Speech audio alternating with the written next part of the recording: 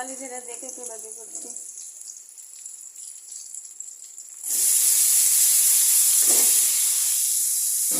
আগে সিদ্ধ করে নিচ্ছি।